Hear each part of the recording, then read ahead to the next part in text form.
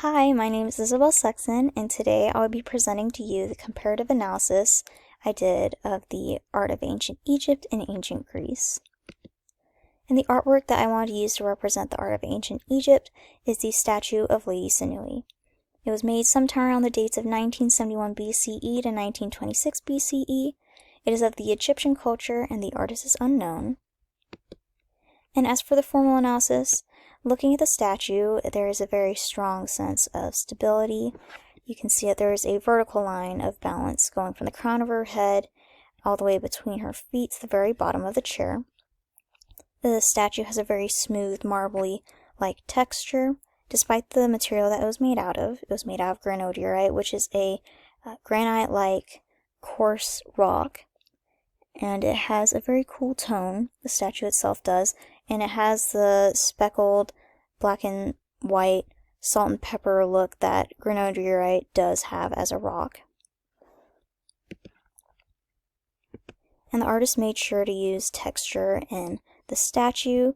They carved these parallel ribbed lines into Lady Sanui's hair to give it more of that realistic hair texture. And they also made sure to represent natural curves of her body. You can see in her jaw, her cheekbones, her eyes, her eyebrows, her nose, and her lips, even her toes and her fingernails. The artist made sure to pay very close attention to texture and the naturally curved parts of her body. She also has a very composed posture. She looks as if she's sitting very straightforward. Her feet are almost perfectly stanced, evenly symmetrical to each other, and she has a very stoic look on her face. There's not really much emotion given away. The only slight bit of expressiveness of any emotion on her face is the very slight, somber smile that she has. And as for contextual information, as it was mentioned, the statue itself was very, very well polished, and due to the coarse material that the statue was carved out of, art historians do suspect and believe that the artist was trained in a royal workshop. The sculpture was made in the Middle Kingdom during the 12th dynasty, which was a time of artistic flourishment. It happened right after the period of political upheaval and war, divisions. So artists used this time, once peace came back, the artists used this time to reflect upon what had just happened, the political upheaval that had occurred, through their artwork. And through their artwork, it was noticeable that they all tended to revert back to the Old Kingdom style of artwork. And the artists did like to use symbolism, as it can be seen in the statue of Lady Sanui. There is a lotus flower held in her right hand, and the lotus flower is a symbol of rebirth. And it is also hard to tell, but there are hieroglyphics carved into her seat all around the sides, and I believe there's some by her feet as well. And roughly translated, these hieroglyphics mean that she is respected and venerated in the presence of the gods and goddesses of the afterlife, including Osiris. And this means, just in general, it just shows what a well-respected person she was, not just in the earthly world, but the spiritual world as well. And moving on to the example that I chose for the art of ancient Greece, I chose to analyze the bronze statuette of a veiled and masked dancer. This was made during the time of 300 BCE to 200 BCE. It is of the Greek culture, and the artist is unknown. As for the formal analysis, one of the things that first caught my attention was the very complex, twisted positioning of her body.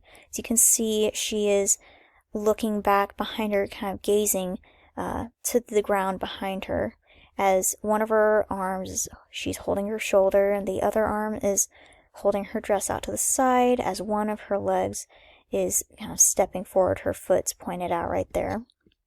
And this also creates a very a dramatic sense of emotion, even though you can't really tell because the bottom half of her face is covered up.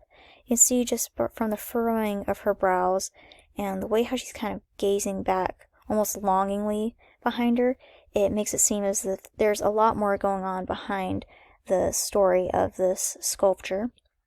And the artist also made sure to use texture a lot in the sculpture itself. As you can see, the sculpture is made out of bronze, so there's this very nice kind of highlight going on at certain points of the body, including the folds of the clothing. It looks very realistic. There's a lot of movement going on. The artist made sure to represent her feminine curves, very natural.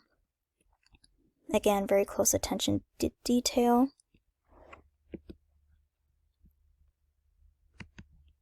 And as for contextual information, this was made during the Hellenistic period. And the artist followed the Hellenistic approach, which was to use materials that would kind of draw in the senses of the viewer.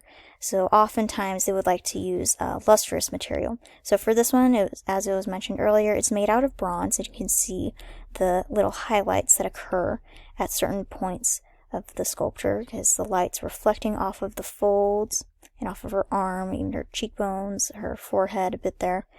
And also the texture as well draws attention to the sense of touch.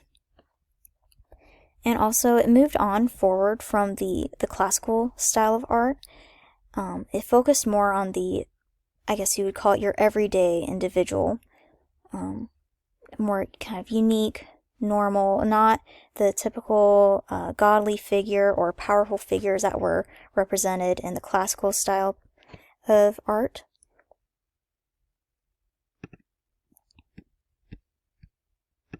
And looking at these two different sculptures, there were some similarities that could be found. They both portray these realistic curves.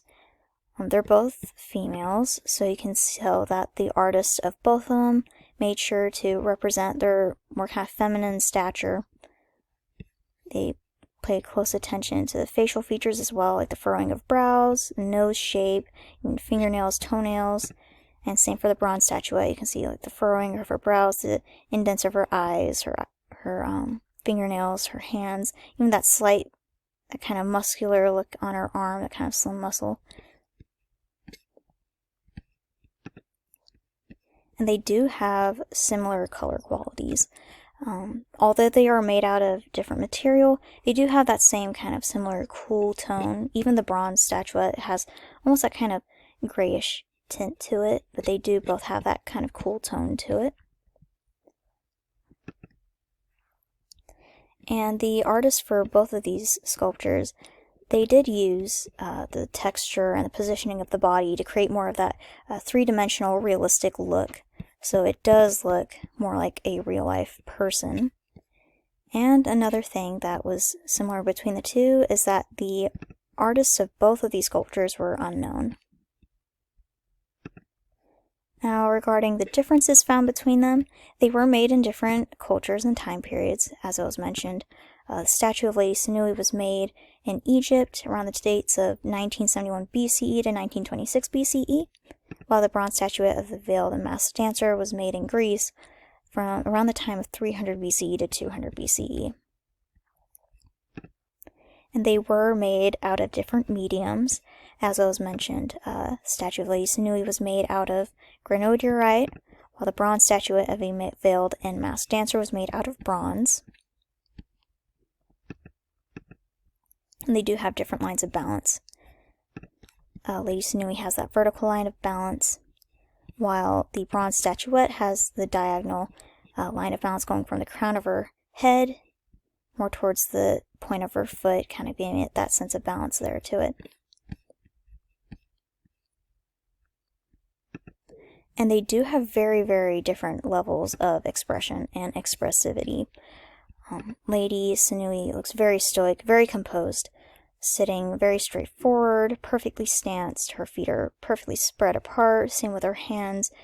Even her hair is perfectly split in half on both sides of her face, and she just has a very slight smile on her face. That's the only really telltale of any emotion from her. And as for the bronze statuette, there's a lot of drama and movement going on. Her elbow is pointed out towards the viewer. One arm is holding her dress out to the side, kind of flaying it out. as she's gazing back behind her. Again, you can't really see her mouth or anything. You can't tell if she's smiling or if she's frowning, but just the manner in which she's looking back, the furrowed brows give it that kind of sense of longing almost. It gives a sense that there's a lot more, there's a story behind this sculpture.